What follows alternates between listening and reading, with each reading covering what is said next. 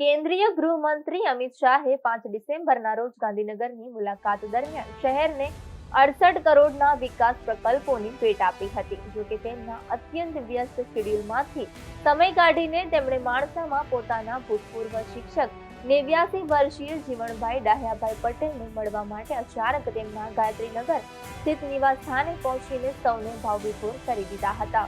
ગુરુ પ્રત્યેનો આદર દર્શાવતા કેન્દ્રીય ગૃહમંત્રીએ શિક્ષકના ઘરે પ્રવેશતા પહેલા પોતાના પગરખા ઘરની બહાર ઉતાર્યા હતા અને જીવણભાઈને પગે લાગીને ભાવપૂર્વક આશીર્વાદ લીધા હતા।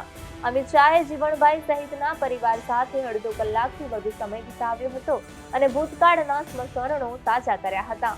જીવણભાઈ પટેલે જણાવ્યું કે આ મુલાકાત 21 વર્ષ પછી થઈ છે। તેમણે યાદ કર્યું કે અમિતભાઈએ તેમને બાળપણના દિવસો યાદ કરાવ્યા હતા અને શિક્ષક જીવણભાઈએ કહ્યું કે તેમણે અમિત શાહને પહેલા ધોરણથી 7મા ધોરણ સુધી ભણાવ્યા હતા અને તેઓ હોશિયાર વિદ્યાર્થી હતા। આજે માન્ય અમિત શાહ સરે ઘરે મુલાકાત કરી અને મારા પપ્પા એટલે કે જીડી પટેલ જે માણસા આરવીએલઈ હાઈસ્કૂલમાં ટીચર હતા, સર પણ ત્યાં ટીચર સ્ટુડન્ટ તરીકે ભણેલા હતા, એટલે ઘણા વર્ષો બાદ પપ્પાની મુલાકાત માન્ય મંત્રીશ્રી સાથે થઈ અને અમિત શાહ ખુશ થઈ ગયા અને સાથે સાથે એમાં પપ્પાના આંખમાં પણ હર્ષના આંસુ આવી ગયા। સાથે સરે ખૂબ ભૂતકાળ પણ માણસાનો વાગોર્યો અને દરેક ટીચર્સને, સ્કૂલના ટીચર્સ જેમને જે વિષય ભણાયા હતા એ દરેક ટીચર્સને પણ યાદ કર્યા અને સાથે સરે એ પણ કહ્યું કે માણસા આરવીએલઈ હાઈસ્કૂલ ખૂબ સરસ હતી, એક શિસ્ત પાલનની રીતે ભણાવવામાં આવતા હતા।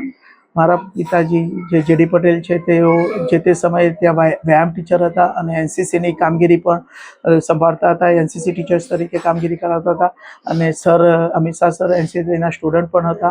સરે એ પણ વાતો વાગોરી કે એ વખતે જે કપડાં એનસીસીના ડ્રેસ પહેરીને ફરતા હતા અને વહેલી સવારે જે પરેડ કરવામાં આવતી હતી અને ડિસિપ્લિનમાં કોઈ ચૂક થાય તો 4 કિલોમીટર સુધીની પનિશમેન્ટ પણ દોડવાની કરવામાં આવતી હતી, એમ પોતાને આખો વાગોર્યો।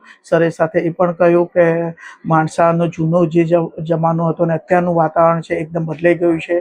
સરે પપ્પાને કહ્યું કે તમે ખુદ હવે માણસાના જૂના તળાવો, જે 3 તળાવ છે મોટા મોટા, એ તળાવની એકવાર વિઝિટ કરો, એની કાયાપલટ થઈ ગઈ છે અને એ પણ એક વિઝિટ કરવા લાયક છે। એમ ભૂતકાળને વાગોરી અત્યારના વર્તમાનની સ્થિતિને પણ એકદમ ખૂબ શાંત ચિત્તે સરળતાથી આરામથી બેસીને વાત